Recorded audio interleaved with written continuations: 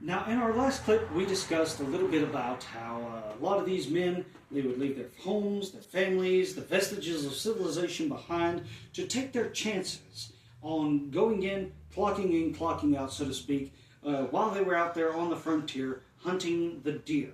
And the white-tailed deer was very highly sought after, one of the most highly sought after animals still to this day. And a lot of them, they thought that it was worth it despite all the privations that they would endure while on the frontier. And of course, in the last clip, we discussed a passage from Daniel Boone, who, in this particular circumstance, was gone from family and friends for years, by himself in the Kentucky wilderness.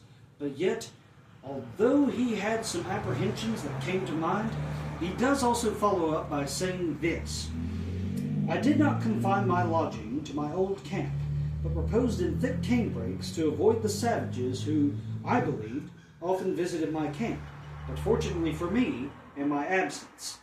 In this situation, I was constantly exposed to danger and death. The prowling of wolves diverted my nocturnal hours with perpetual howlings, and the various species of animals in the vast forests in the daytime were continually in view. Thus I was surrounded by plenty in the midst of want. I was happy in the midst of dangers and inconveniences. In such a diversity, it was impossible I should be disposed to melancholy. No populous city, with all the varieties of commerce and stately structures, could afford so much pleasure to my mind, the beauties of as opposed to the beauties of nature that I can find here." So, with just the words of Daniel Boone, he perfectly encapsulates, as what we called in the last clip, the love-hate relationship with the frontiersmen and the frontier.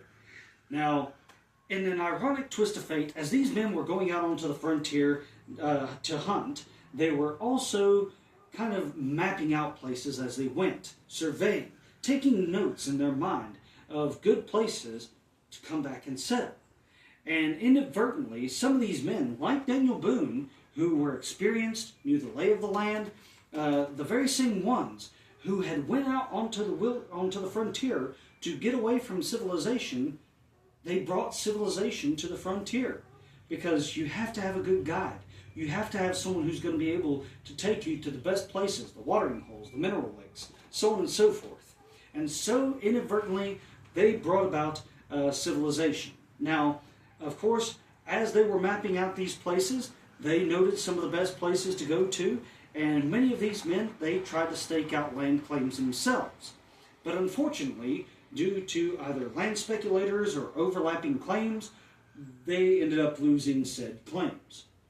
But gradually, by hook and by crook, the frontier was settled, and one of the first vestiges of civilization to rear its head was farms. Now, the average farmer was hunting, but it was subsistence hunting, not the commercial hunting of the long hunter. And so, on a regular basis, the average farmer, minus militia duty, would actually just be using his gun to kill the hog or the cow that needs to be butchered in the cold season. Of course, you might get a mountain lion or a panther that's threatening your livestock, and then you would have to shoot at or kill it. But other than that, that's just about it. But whether it be the long hunter or the farmer, whether they're procuring meat for the journey that lay ahead or storing it back for the winter for their family, then they would have to preserve their food in some way, shape, or form.